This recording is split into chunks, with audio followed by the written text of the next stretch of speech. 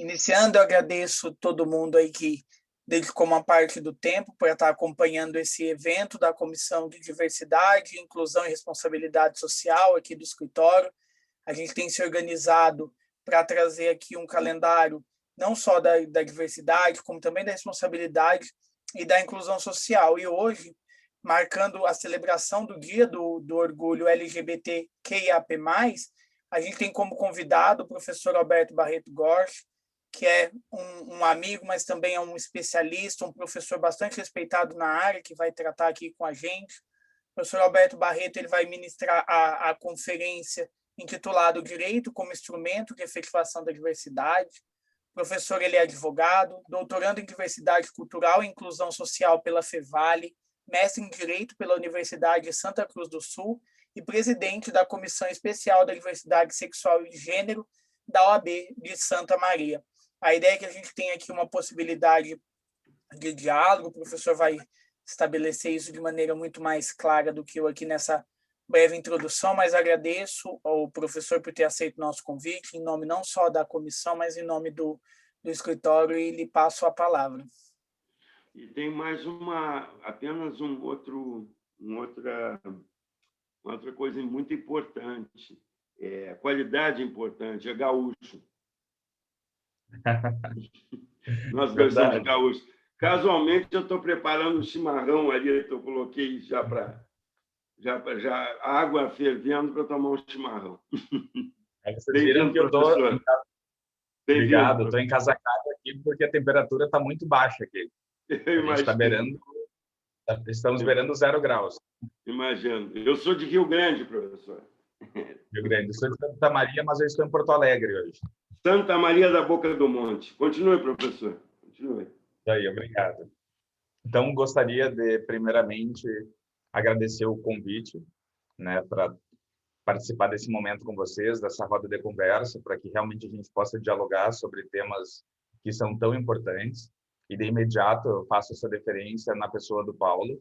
O Paulo é um grande amigo que eu fiz na Academia Brasileira de Direito Internacional, um grande pesquisador, um grande ativista dos direitos humanos fundamentais, e fizemos um ciclo de palestra, inclusive no ano passado, para a BDI, né, para a academia, a respeito de direitos inclusivos, né, o Paulo trabalhando as questões raciais e eu trabalhando as questões de diversidade sexual e gênero.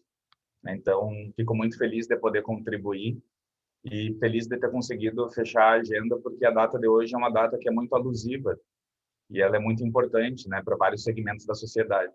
Então, quando o Paulo me convidou, eu pensei, o dia 28 é um dia bem difícil, né, mas pela amizade que a gente tem, dei uma costurada aqui e fiquei feliz que a gente tenha conseguido ajeitar. Peço desculpa aos demais que já estavam assistindo pelo pouquinho de atraso, em virtude da minha conexão com a internet, e agradeço todo o carinho e hospitalidade que eu tenho recebido de vocês, né, do escritório, nas pessoas das demais colegas, né, que já vem me atendendo nas semanas anteriores, com reuniões que nós já fizemos prévias sobre o que tratar e como tratar e trazer esse assunto da melhor forma possível na capacitação dos colegas. De imediato, o Paulo fez uma apresentação do meu currículo, mas eu gostaria de justificar a trajetória do porquê que eu estou aqui conversando com vocês hoje. Às vezes, a justificativa pessoal do porquê a gente trabalha esse tema e de como chega aqui, e como colegas que somos, né, formados em Direito e advogados, porque eu sou advogado como profissional, além de professor universitário, tenho meu escritório em sociedade há mais de 10 anos. Então, talvez este caminho nos faça refletir do porquê que isso é importante para nós, advogados, ouvirmos essas falas. Mesmo formados em Direito, mesmo tendo feito um juramento, mesmo tendo anos de expertise na profissão, nas áreas do conhecimento que a gente domina, talvez a gente precise, às vezes, ouvir alguns colegas, né, para refletir sobre alguns temas que a gente vai deixando passar batido desde a nossa formação. E, às vezes, alguns de nós teve uma formação muito longínqua, onde não se trabalhava esses termos ainda de forma tão contundente na academia. Então, o nosso processo de formação é sobre um outro olhar. Então, as capacitações, elas são necessárias para isso, para que a gente possa fazer uma atualização da forma de pensar, da forma de ver o direito, né? Atualizando a nossa forma de enxergar a vida e aquilo que a gente se comprometeu como profissional, né, em entregar para a sociedade, independente da área e especialidade que atua. Então, eu comecei a pesquisar os direitos da população LGBTQIAP+, ainda na graduação, há mais de 10 anos atrás, quando eu escrevi a minha monografia sobre o reconhecimento das uniões homoafetivas como família. Naquela época, eu colei grau 2009. Né? O Supremo Tribunal Federal foi dar a primeira decisão favorável em relação a esses direitos em 2011. Isso significa dizer que eu fiz uma monografia praticamente sem bibliografia. Né? Era uma pesquisa que era muito escassa na época. Eu só tinha fundamentos jurisprudenciais dos mais esparsos e dos mais teratológicos, assim, dos ótimos aos monstruosos mesmo, em relação ao tema.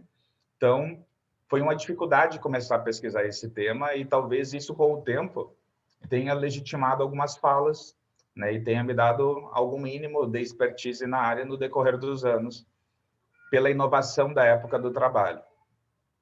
E a jurisprudência que a gente tinha em relação a isso, basicamente, na forma positiva, ela partia do Rio Grande do Sul, do Tribunal de Justiça do Rio Grande do Sul.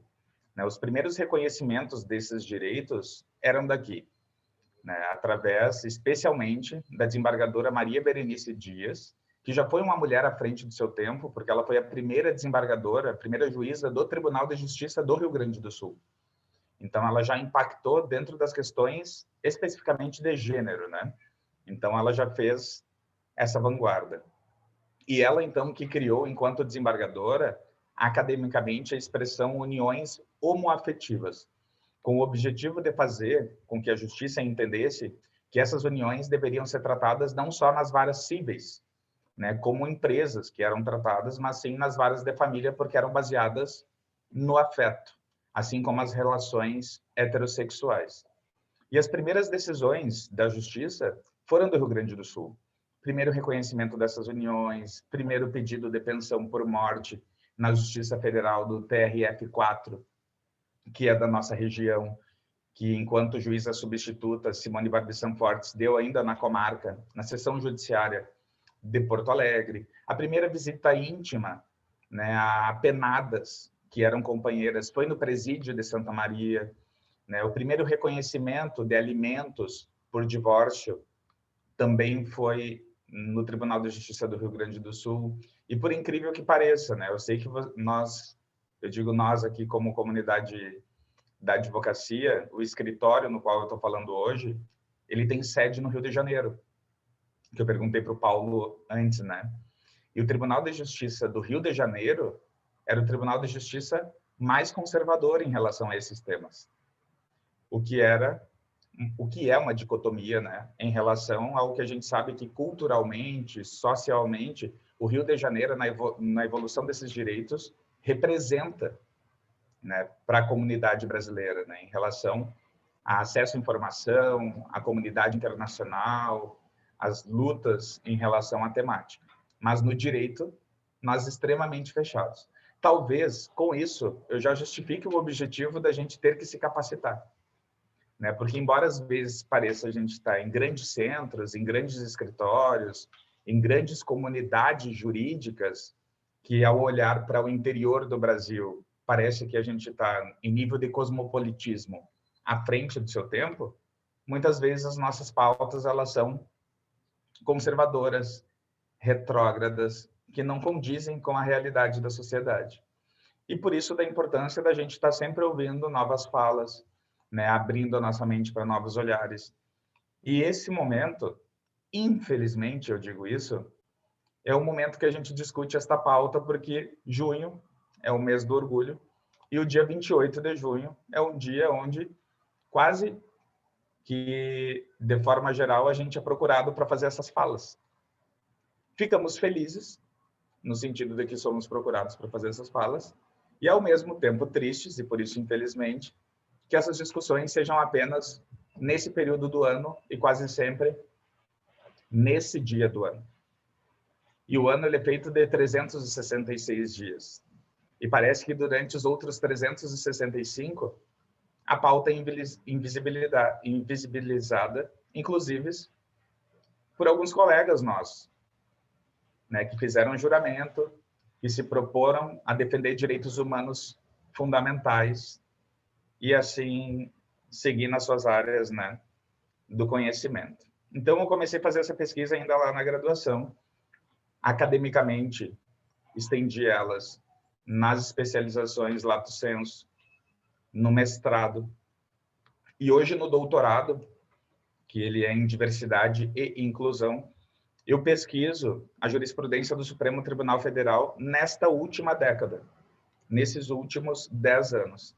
E olha que inclusive fez no dia 5 de maio agora, 5 e 6 de maio, 10 anos daquela primeira decisão do Supremo Tribunal Federal, no qual se reconheceu as uniões homoafetivas em relação a esse tema. Lembrando que a minha monografia, como eu tinha dito para vocês, tinha sido de 2 anos antes da primeira decisão.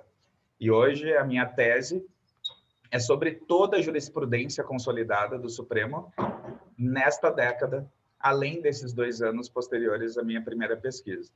Que a partir disso, o Supremo já decidiu várias coisas em relação a esse tema.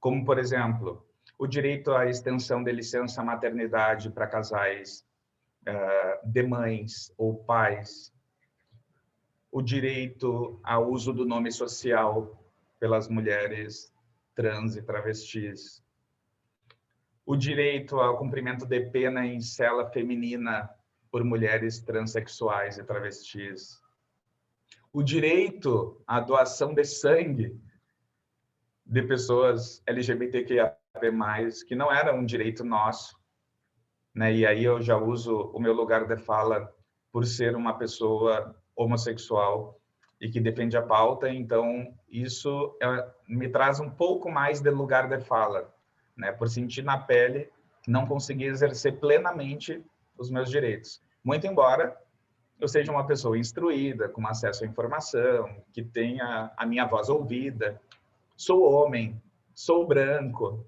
né? Tenho uma série de privilégios, não tenho deficiência, né? Sou de uma região que pôde me possibilitar uma boa formação, o que não é a realidade de todas as pessoas LGBTQIAP+, no contexto brasileiro. Dentro dessas conquistas, né? O direito de doar sangue, a retirada do crime de pederastia do Código Penal Militar, que era previsto como crime, a homossexualidade, as discussões sobre ideologia de gênero nas escolas, o direito ao acesso à informação para poder falar sobre essas questões de orientação sexual e identidade de gênero na literatura, especialmente na literatura infantil de forma informativa. O último retrocesso do governo federal que proibiu a utilização do termo gênero pelo Itamaraty nos documentos das relações internacionais. Então, é assim, é uma infinidade de questões que só tiveram conquistas, especialmente porque o Supremo Tribunal Federal, ao ser demandado em relação a esses temas, precisou se posicionar. O que nós podemos ver de positivo nisso? Que nós temos um Supremo, embora às vezes chamado de ativista, em determinado contexto, em relação aos direitos humanos fundamentais da população LGBTQIAP+, vista como garantista. Porque se não fosse o Supremo, não se tinham esses direitos. Qual a parte negativa disso? Uma, não é lei a jurisprudência, essa jurisprudência pode ser modificada a qualquer momento com a troca das cadeiras do Supremo. É só nós termos um executivo mais conservador, que conforme vão se aposentando, né, compulsoriamente os ministros, vão se indicando ministros mais conservadores. Então, não se tem uma garantia em relação a isso. Segundo, se o Supremo está tendo que agir muito, é sinal que o Executivo e o Legislativo não estão fazendo a sua função. E aí entra o problema maior, que é a judicialização da política. Essas pautas deveriam ser resolvidas, discutidas, demandadas no campo da política. E a gente tem que resolver elas no campo do direito. Só que muitas vezes o próprio profissional do direito não se sente, não tá ou não teve uma formação com capacitação adequada para discutir de forma profícua esses temas, né? E aí entra o meu elogio à equipe de diversidade do escritório de vocês, que buscou alguém que trabalhe e pesquisa o tema para conversar com vocês sobre isso e chamar a atenção, pelo menos numa data tão alusiva, que é o dia 28 de junho, que é o Dia Internacional, né, do Orgulho LGBT. E por que essa data é tão importante, né? Porque se tem a revolta de Stonewall, né? Stonewall, um bar em Nova York, onde a população LGBTQIA+ era muito massacrada, perseguida pela polícia, né? E nesse dia a população disse basta, né? A comunidade LGBT disse um basta e houve uma revolta, né? E essa revolta então vem sendo marcada por lutas desses direitos de lá para cá. Isso, se a gente for lá em nível da história, é muito recente ainda, né? Então, é importante que a gente observe isso dentro desse contexto.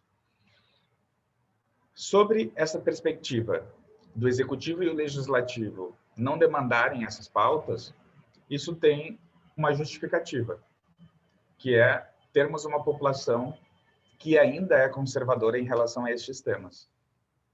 E esses temas não passam no Congresso Nacional e não se tornam políticas públicas efetivas do Executivo, porque esses agentes políticos não querem se queimar com o seu eleitorado, que é um eleitorado extremamente conservador ainda em relação a estas pautas, e deixam isso para o Judiciário, porque o Judiciário tem cargos que não dependem da população. São cargos que são de carreira, né, ou as suas indicações pelo 5º Constitucional, através também das carreiras das funções essenciais de justiça. Então, a gente vive, na verdade, em relação a esses temas, neste binômio, né, que é a omissão do Legislativo e do Executivo e a necessidade exaustiva de atuação pelas figuras do Judiciário. Hoje, a gente ainda tem uma jurisprudência mais consolidada, ou talvez tentando se consolidar, sobre esses assuntos, mas ainda vivemos num ambiente de insegurança, especialmente porque o Brasil é o país que mais agride, que mais violenta a população LGBTQIA+, e o país que mais mata pessoas transexuais no planeta.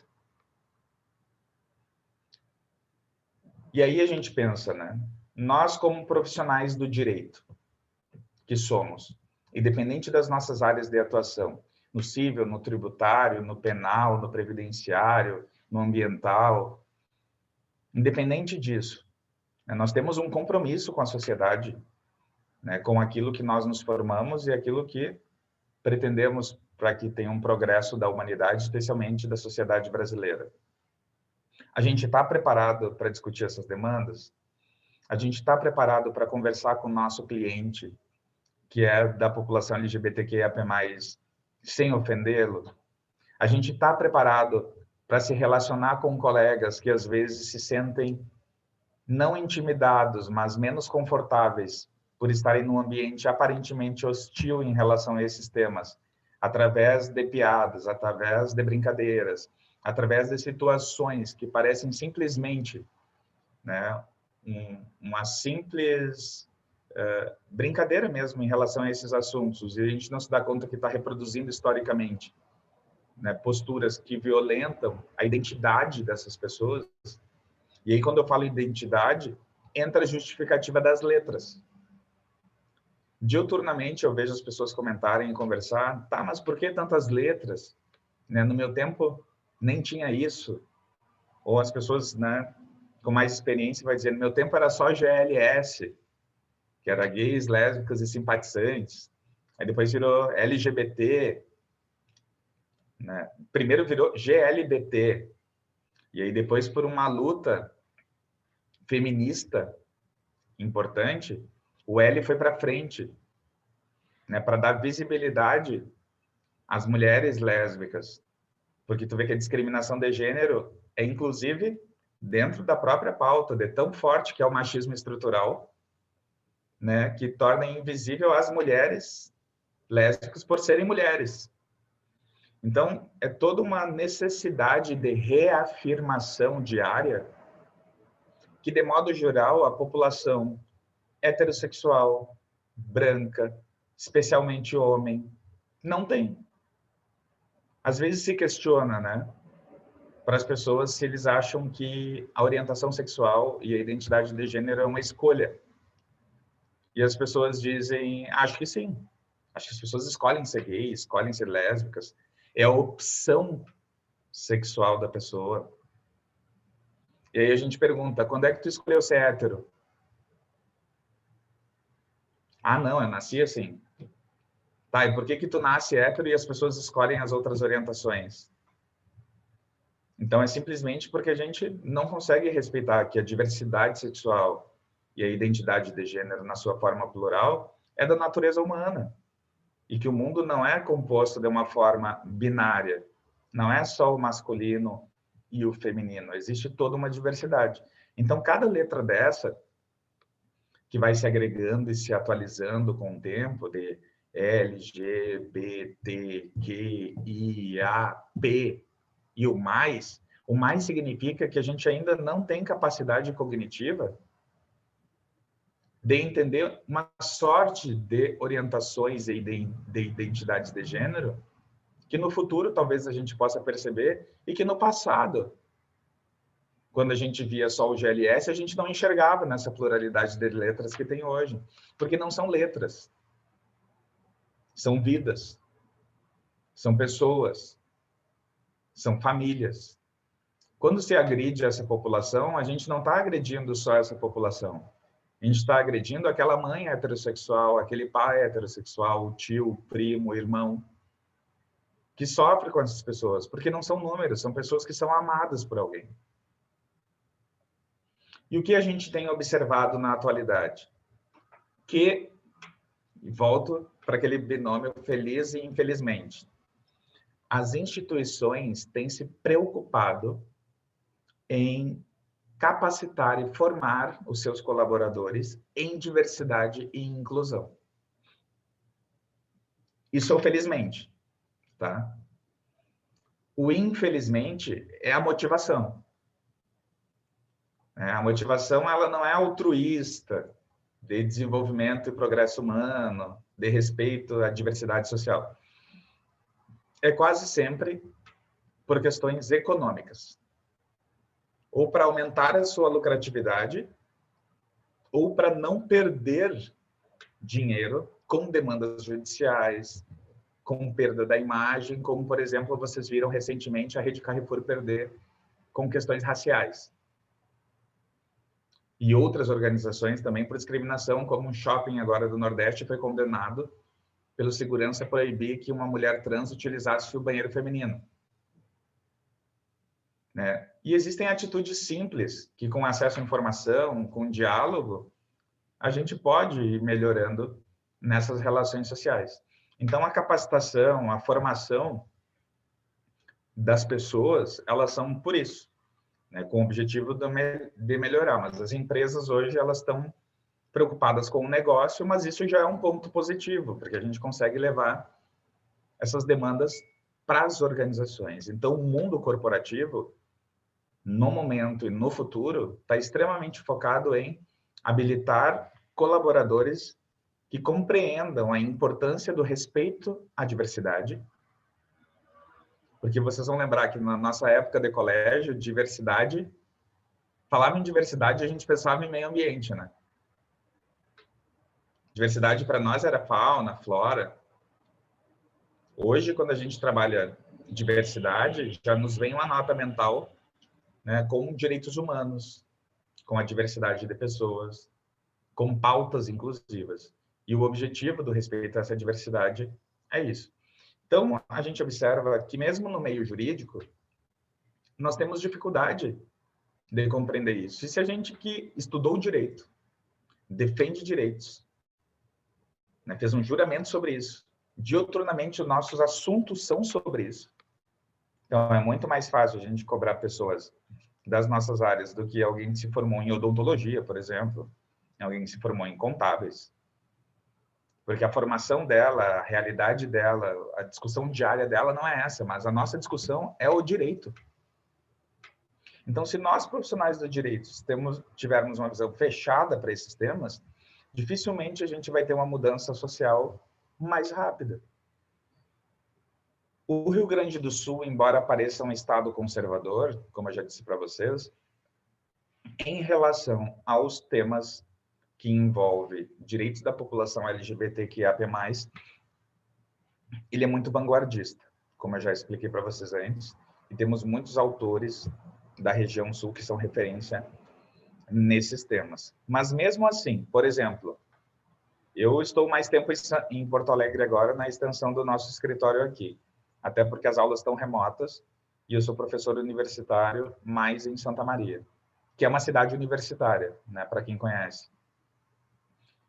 Mesmo em Santa Maria, que é uma cidade de cultura, uma cidade com um índice de desenvolvimento humano respeitável, uma cidade que exporta conhecimento para o Brasil inteiro, porque nós temos uma das melhores universidades federais do Brasil, que é o FSM.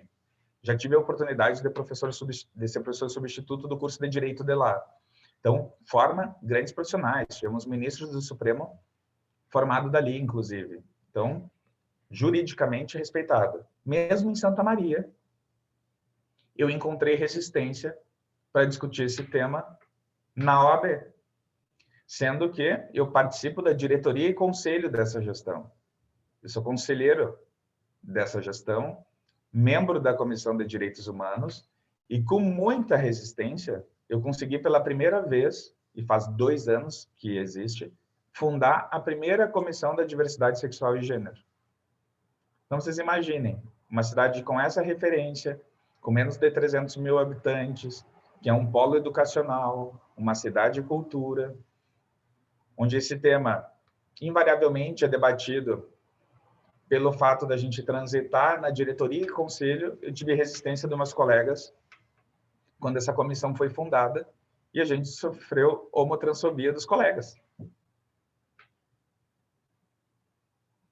Sendo que o Conselho Federal acabou de baixar uma resolução que quem tiver histórico de LGBTfobia nem pega a carteira da ordem. Viram a importância dessa capacitação? Quantos estagiários daqui a pouco a gente tem no escritório que daqui a pouco foram LGBTfóbicos nas suas relações sociais e o escritório nem sabe? O porquê que essas perguntas são importantes na hora do RH selecionar esse corpo de pessoal para trabalhar na empresa? O quanto isso pode prejudicar a marca de vocês no futuro? O quanto uma palavra mal colocada numa petição, uma simples petição do processo de vocês, pode detonar com a imagem de décadas de um grande escritório. Porque hoje a informação ela viraliza. Né? Hoje a sociedade está em rede, hoje as informações elas são dinâmicas. E essas pautas, por mais que a gente não se preocupe por achar que não tem nenhuma relação com elas, profissionalmente a gente deveria começar a se preocupar pelo menos. Porque são os temas da atualidade que já deveriam ter sido há muito tempo. E eles não são temas porque são moda, eles são temas porque muitas pessoas lutaram até aqui para que a gente conseguisse falar. E essas letras, elas representam isso. E uma das coisas que é importante a gente compreender é a diferença, dentre essas letras todas, do que significa orientação sexual e o que significa identidade de gênero. A orientação sexual das pessoas, e por isso, às vezes, fazer o censo dentro das empresas, das organizações é importante, mas tem que se ter muita cautela, muita ética ao se fazer para que a gente não invada, né, espaços que são da vida privada das pessoas. Porque tu não questiona uma pessoa se ela é heterossexual na entrevista. Né? Tu questiona a capacidade profissional dela. E não importa a sua orientação sexual, a sua identidade de gênero em relação ao seu profissionalismo. Então, é importante. Mas, em outro modo, né, para que se tenha avanços em relação a esses temas e seja uma empresa inclusiva que mostre diversidade na sua formação, isso também tem que ser considerado, né? Quantas advogadas ou advogados trans nós temos no escritório de vocês hoje? E dificilmente a gente vai ter. Por quê? Porque, historicamente, as pessoas trans não conseguem nem chegar nesse grau de formação. As mulheres trans, especialmente, quando começam a fazer a transformação do corpo, que é na puberdade, são excluídas do núcleo familiar por estarem fazendo isso. Então, vocês vão observar que a maioria das pessoas trans tem ensino fundamental incompleto. E qual é o único segmento social no qual elas conseguem sobreviver? Na prostituição. E aí vocês vão ver muita gente dando moral de cueca, como se diz, falando, por que não faz outra coisa? Sendo que a própria sociedade a excluiu e não deu outra oportunidade. Então, sobrevive com a prostituição, nível de formação baixo, né? Expectativa de vida mais baixo ainda, porque a gente sabe como é a violência da rua. E engraçado que os clientes dessas prostitutas trans são os pais de família, héteros, brancos e homofóbicos, né? Que não abrem os espaços sociais para essas pessoas, mas consomem o seu serviço. E a gente não discute isso, a gente não reflete sobre isso. Então, quando se fala em cotas, não é no sentido de trazer privilégios. Quando se fala em cotas, é no sentido de trazer oportunidade. E essas pessoas dificilmente têm acesso, como a gente teve, de chegar no lugar que a gente está. Então, é muito difícil de falar em meritocracia com uma desigualdade de oportunidades muito grande. E a orientação sexual e a identidade de gênero limita muito isso em países extremamente conservadores e retrógrados, como a sociedade brasileira, especialmente no período que a gente está vivendo. Um dos temas mais discutidos no mundo hoje são os refugiados LGBTI. Da infinidade de pessoas que precisam migrar para poder sobreviver pelo simples fato de serem quem são.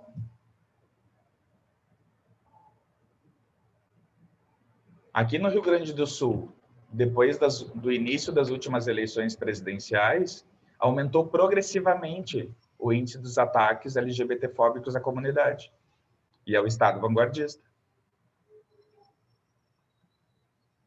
O ano passado, uma amiga minha foi reconhecida prenda trans pelo movimento tradicionalista gaúcho e foi ameaçada de morte até hoje.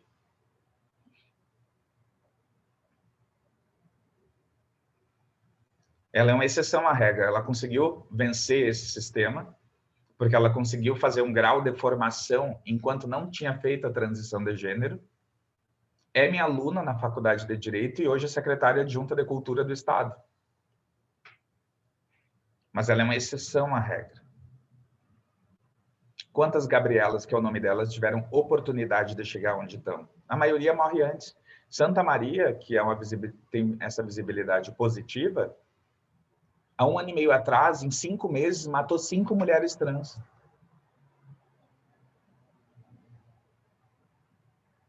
E a delegacia não pôde recepcionar isso como feminicídio, porque a lei é retrógrada. A Lei Maria da Penha, que é de 2006, que era um outro momento político do país, entendia a violência por questões de gênero. A lei do feminicídio, que é num período muito mais conservador, trata a questão do feminino só como questão biológica. A gente voltou a um período darwinista.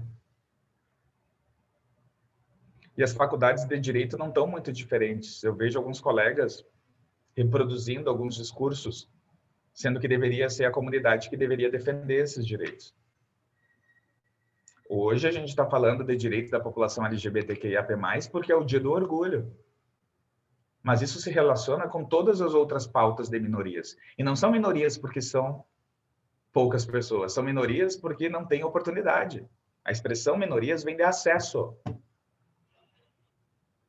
A população negra, preta e parda não é minoria nesse país, em números quantitativos, mas é a minoria em acessibilidade. em estudo, em cargos, em visibilidade nas empresas, nas organizações. Então, quando a gente fala de minoria, é nesse sentido, né? Então, isso é muito importante. Orientação sexual, eu sei que meu tempo já está bem avançado, né? A gente vai deixar aí uns 15 minutinhos do final para debates, dúvidas, questionamentos, né? Para que a gente possa interagir um pouco mais. Orientação sexual é o desejo sexual das pessoas. Então, não é uma opção sexual, porque tu não opta, tu não escolhe o desejo. Tu pode escolher reprimir ou não isso. Mas isso não é uma escolha. Todo mundo nasce assim. Certo? Identidade de gênero é como a pessoa se vê. Então, é possível que uma mulher trans não queira namorar um homem e seja lésbica. Porque o fato dela ser trans é a sua identidade de gênero.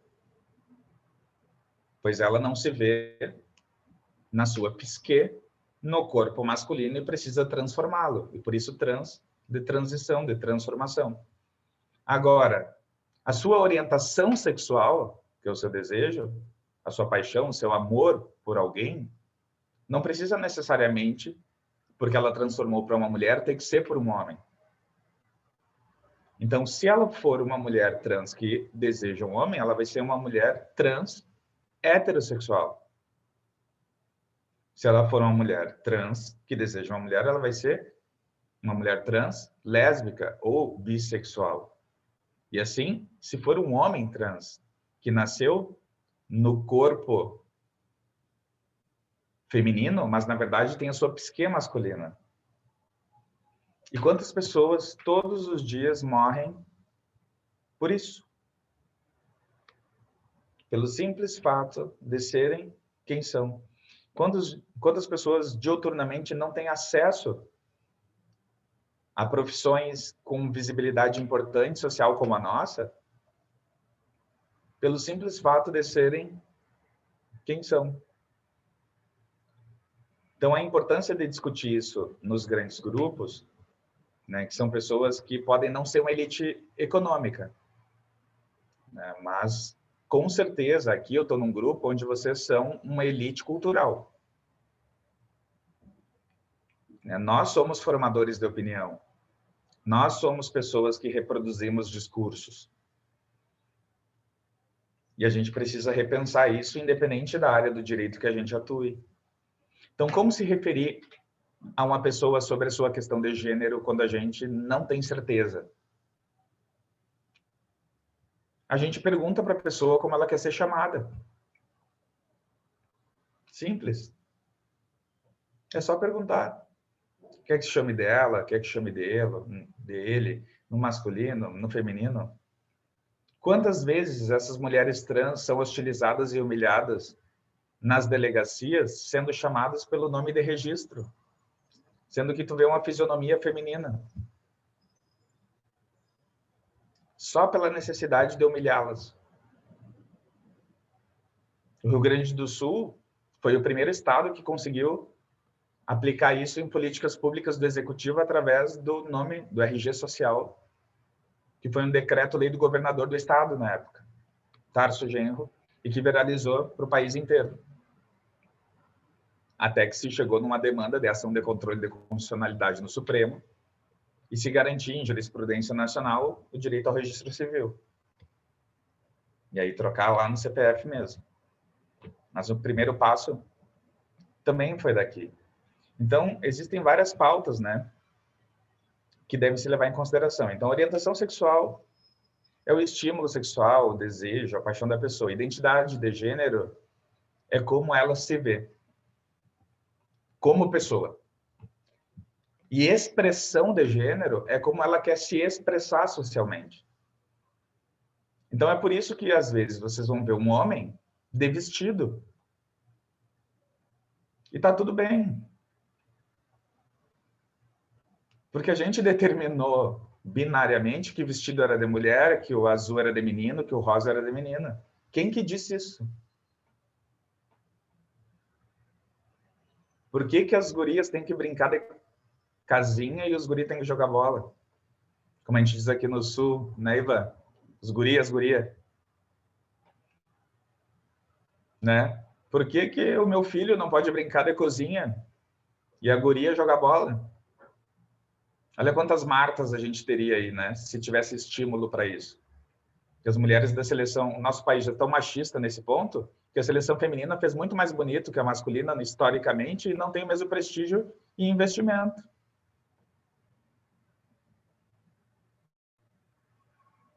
Isso que eu estou falando de questões binárias, homem e mulher.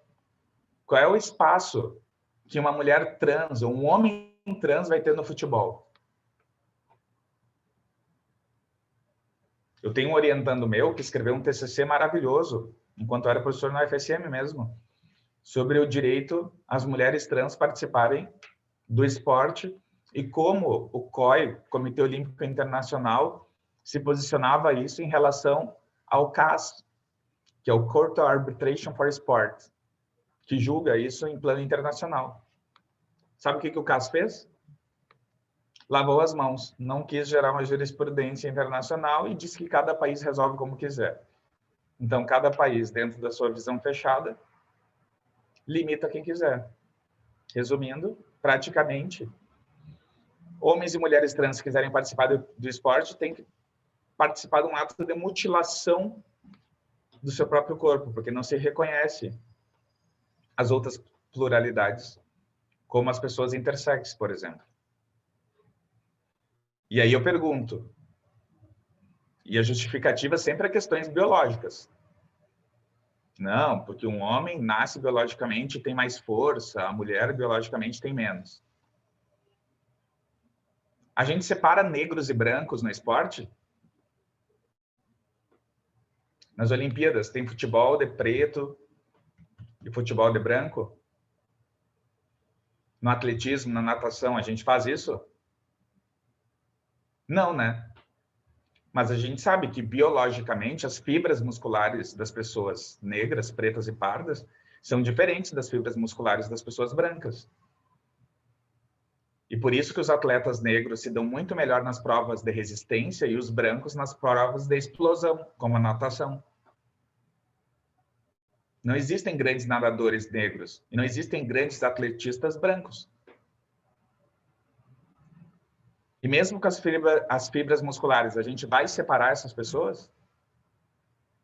Vamos definir elas pela cor da pele? Mas a gente faz isso com as pessoas usando o mesmo critério biológico por questões de orientação sexual e identidade de gênero. Isso eu estou falando num dos ambientes mais inclusivos da sociedade, que é o esporte. O que eu deixo para um dos ambientes mais conservadores, que é o direito? Porque, infelizmente, embora a gente pareça socialmente as pessoas que defendem os direitos, nós somos bem fechados para vários temas. E eu fiquei muito feliz e dei um jeito de arrumar minha agenda quando o Paulo falou, porque eu disse, olha, iniciativas como essa dessa equipe, da Mari, da Hanna, da Rafa, com quem eu já conheci, fiz entrevista, tinha mais uma moça também, além do Paulo, que eu não me lembro que estava na reunião, são louváveis. Que geralmente a gente do direito se coloca num lugar de fala, que a gente fica dono da verdade, assume uma posição de que domina tudo e quase sempre incorre no erro de que não sabe nada, que esse é o problema do profissional do direito. E quando a gente se coloca no lugar de ouvinte, e mais que ouvinte, que tenta internalizar essas falas e respeitar esses discursos, a gente começa a melhorar como ser humano. E a gente melhorando como ser humano, a gente melhora como profissional. Melhorando como profissional, a gente melhora a empresa, cresce o escritório, agrega valores, dá visibilidade, atrai clientes, ganha causas, e todo mundo sai bem. Então, eu faço votos de que momentos como esse sejam, não a exceção, mas a regra, né, das relações sociais e também no escritório de vocês e em vários outros lugares. Poderíamos ficar mais horas falando aqui, tá, gente? Mas eu sei que já são 6h20, vocês estão cansados porque trabalharam o dia inteiro, tem mais outros compromissos, né? A vida profissional é puxada. Eu tenho uma reunião também da universidade daqui a pouco, mas eu me coloco à disposição agora para algum questionamento, dúvida, compartilhar alguma ideia, porque a gente sempre aprende, né, com esses momentos. No momento, eu tenho trabalhado com capacitação de empresas. As empresas me contratam para trabalhar com os funcionários essas questões de diversidade e inclusão. Meu doutorado é em diversidade e inclusão. Ele é um doutorado interdisciplinar. Então, eu não trabalho só a questão LGBTI, mas também todas as outras questões de diversidade e inclusão, que são as grandes demandas dos problemas das empresas, que são relacionamento interpessoal. Os colegas simplesmente não conseguem respeitar a diversidade de pensar, de agir, cultural, religiosa do colega. E aí não produzem bem, não crescem bem, não desenvolvem bem, perdem clientes, a empresa toma processo, e assim sucessivamente. Então, os profissionais do futuro, não só por questões técnicas, mas por questões humanitárias, devem ter um olhar mais apurado para esses temas. E eu fico feliz que pessoas como você se interessem por isso. E por isso que eu vim aqui de forma altruísta, né, conversar com vocês, porque eu creio na nossa classe e eu sei que a gente faz a diferença. Então, eu sei que cada um de vocês vai levar um pouquinho para casa de vocês, para o ambiente jurídico de vocês, e é um grande centro, isso vai, né, disseminar nas relações sociais de vocês, e que esse assunto não se discuta apenas no dia de hoje, mas em todos os outros dias do ano. Obrigado por enquanto. Oi, Alberto, é a Hanna aqui falando. Primeiro, eu queria agradecer por você ter aceitado o nosso convite. E aqui agora eu estou representando o Comitê de Diversidade e a gente fez algumas perguntas aqui que a gente gostaria de saber de você. Até uma pergunta que a Ana agora enviou para a gente aqui no chat também, que é de forma objetiva, quais são as principais ações para efetivar a diversidade nos ambientes corporativos, como, por exemplo, né, do escritório de advocacia? Perfeito.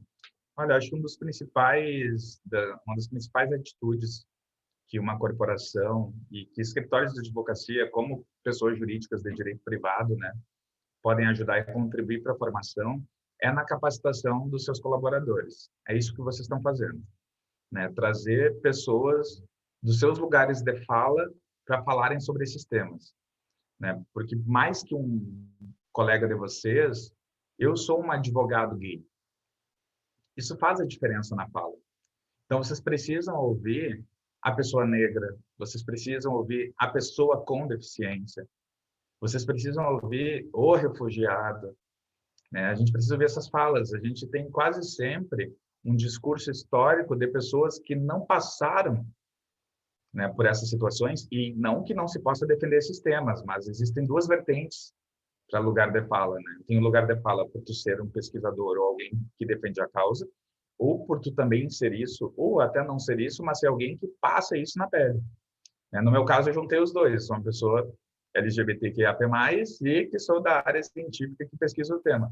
Mas ouvir pessoas dos seus lugares de fala, gerar capacitação e formação pessoal é o primeiro ponto, né? E a partir dessa perspectiva, a gente vai criando um ambiente onde esse tema não é um tabu, onde as pessoas se sentem à vontade, né, para trocar ideia e conversar sobre esses assuntos, porque elas sabem que a empresa, né, a sua corporação, não é uma empresa que é fechada em relação a esses temas. Então, quantas pessoas vocês podem ter ou já ter tido no escritório que são homossexuais, mas sempre se sentiram constrangidas em algum contexto de falar que tinha uma namorada ou um namorado, ou na festa de final de ano de levar um deles, né, ou no dia dos namorados de comentar isso perto do café, porque se sentia constrangido, não se sentia à vontade por ter um colega que é um pouco mais conservador e que tem um lugar de fala, uma posição grande na empresa, e que não se dá conta que com a sua fala acabou oprimindo a oportunidade de promover e desenvolver o seu colega. Então, eu penso que as capacitações, as formações, que isso deve ser, na minha visão, né, de forma contínua, não deve ser esporádica, né? Vocês devem ter momentos e espaços para discutir esse tema, porque é quando a gente se aproxima dessas falas que a gente tem a oportunidade de refletir sobre elas com mais frequência e assim a gente aprende. Porque ninguém nasceu sabendo esses temas, né? Tudo é interesse. em querer se aproximar delas. E aí entra a fala do Mandela, né? Ninguém nasceu aprendendo a odiar. As pessoas foram ensinadas a odiar. Então, se as pessoas foram ensinadas a odiar, por que não ensiná-las a amar? Então, é uma questão cultural. Vai da forma que a gente vai abordar esses temas e com que frequência para se familiarizar com isso. Justo. Tem uma segunda pergunta que a gente sempre ouve falar sobre a importância do censo como uma das primeiras grandes medidas do processo de diversidade e inclusão nas instituições. E a gente queria entender assim, por que o censo é tão importante e quais são os limites, quais são as boas práticas para executar esse censo. O censo é importante porque, nesse momento, a gente começa a conhecer o nosso colaborador. São com esses questionários, são com essas conversas, são com essas técnicas em grupo que a gente começa a conhecer um pouco mais daquele ser humano que vai contribuir para aquele segmento profissional. E a gente está vendo isso na atualidade, em nível nacional, a importância de se ter um censo, né, que a gente não ia ter em relação ao IBGE. Quando a gente não mede dados, a gente não consegue executar, pensar ou exercer políticas públicas, né? E isso parte, as causas inclusivas, que são políticas públicas inclusivas, elas sempre vão partir de base de dados. Então, o censo é importante por isso, para se conhecer as pessoas. Qual o cuidado que deve se ter com isso? Né? Não ser invasivo, porque o que pode ser inclusivo pode se tornar excludente. Às vezes, a gente tentando ajudar, a gente acaba afastando.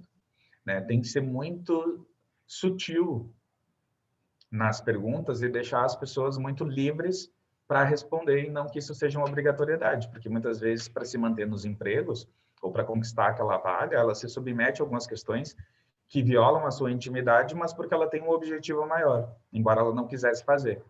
Então, o bom senso, a ética, ela é muito importante nesse contexto.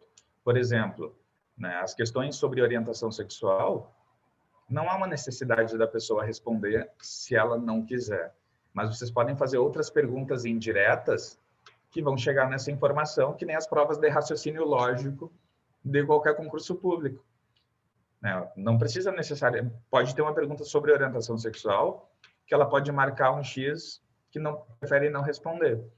Mas uma pergunta mais para frente, vocês podem perguntar sobre o núcleo familiar, quantas pessoas compõem, o que essas pessoas são dessa pessoa colaboradora nas suas relações, e lá ela marca companheira.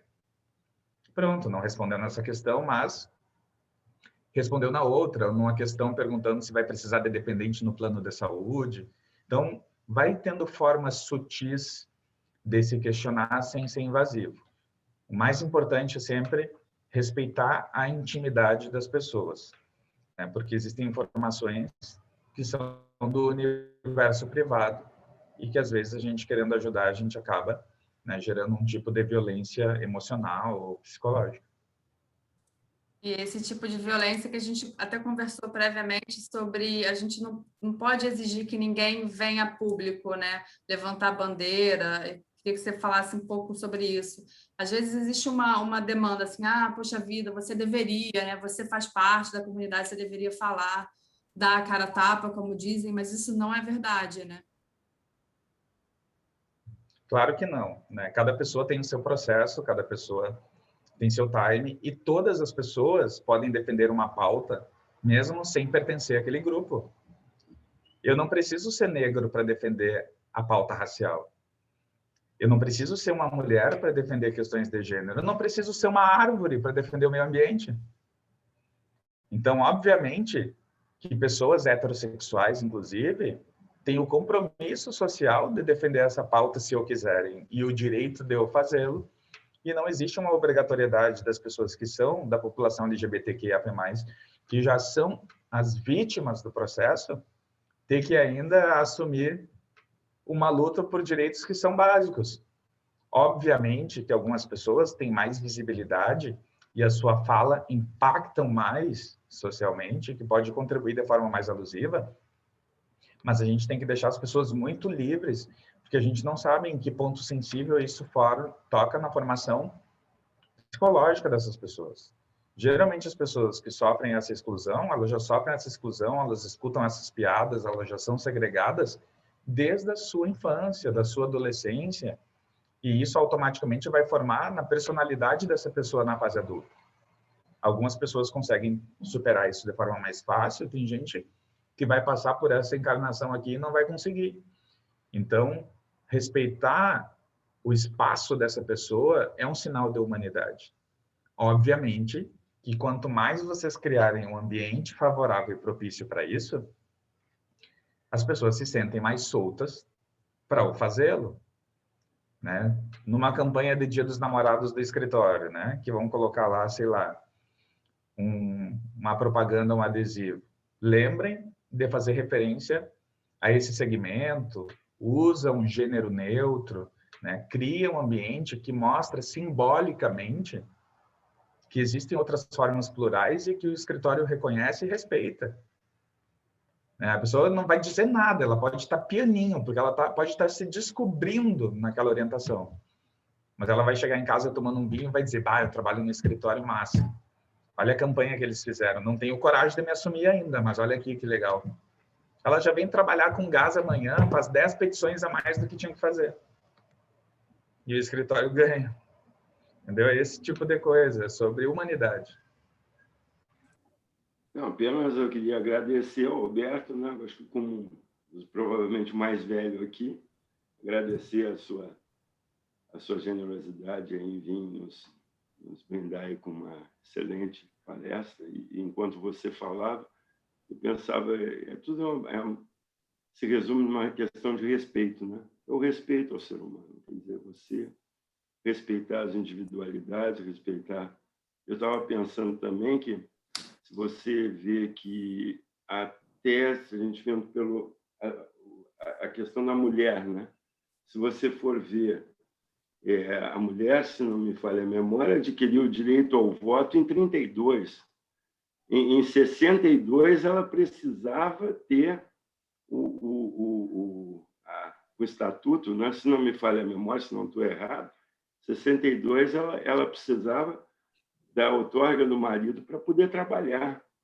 E outro dia eu descobri uma coisa mais louca ainda. Eu acho que em 1974, se não me falha a memória também, estava lendo um texto sobre isso, as mulheres solteiras e as desquitadas, né, elas não podiam sequer ter cartão de crédito. Quer dizer, é um processo de... Onde é que eu quero dizer? Eu acho que isso tudo é um processo de evolução da sociedade. Né? Muito obrigado aí pela tua apresentação e uma boa noite para todos vocês. Eu também gostei muito, Alberto. Muito obrigada aí pela apresentação. Acho que foi excelente. Acho que esses momentos são importantes para a gente reafirmar a posição do escritório e a posição, principalmente, de nós todos aqui. Acho que é uma luta diária mesmo, nas pequenas coisas. E eu concordo muito com o Ivan, né? Respeito e principalmente muito amor, né? Eu acho que você tem que gostar das pessoas, você tem que gostar do ser humano, saber que ele é diverso, ele é mais complexo e a gente não tem todas as respostas, é isso aí. E no nosso escritório, por enquanto, a gente está tentando manter esse respeito e agregar o máximo de pessoas possível. E essa diversidade, eu acho que faz o escritório mais rico e melhor para o futuro. Obrigada aí pela sua disposição de vir aqui e nos ensinar mais um pouquinho. Obrigada. Eu que agradeço, gente. Fico muito feliz. Estava olhando os questionamentos ali, né? Agora eu vi a pergunta da Ana, de como os escritórios poderiam fazer também para contribuir, para se posicionar mesmo a favor dessas demandas. Às vezes, pequenas atitudes fazem toda uma diferença nisso tudo. Por exemplo, vocês provavelmente no escritório ou nas suas sedes, que agora a gente está com muito trabalho remoto, né? Devem ter um banheiro masculino e um banheiro feminino. Via geral, a gente vê isso, né? A gente divide os banheiros na casa da gente. Tem o banheiro da mãe, tem o banheiro do pai, tem o banheiro da avó. Quando chega uma visita, vai num banheiro separado. Dificilmente, né? Isso tudo, nesse binarismo do homem e da mulher, gera uma demanda desnecessária. Porque uma pessoa queer, uma pessoa intersexual, ela vai sentir já dificuldade ou constrangimento de utilizar um banheiro específico, até pelo olhar atravessado de algum colega que possa ter menos informação a respeito do tema. Então, um banheiro livre de gênero é uma pequena ação que mostra para os colaboradores e para um cliente que precisa do banheiro o olhar daquela empresa, daquela instituição, sabe? Então, são pequenas ações que fazem mudanças sociais grandes. E isso que vocês estão fazendo parece pouco, mas é uma grande transformação. Porque, com certeza, esses temas, essas pautas vão ser discutidas em outros momentos e eu fico feliz de alguma forma, contribuir com isso. Né? Eu só tenho a agradecer, me coloco à disposição para outros momentos que vocês precisarem. Quando quiserem vir no Rio Grande do Sul, tomar um chimarrão, né? Vão ser bem recebidos.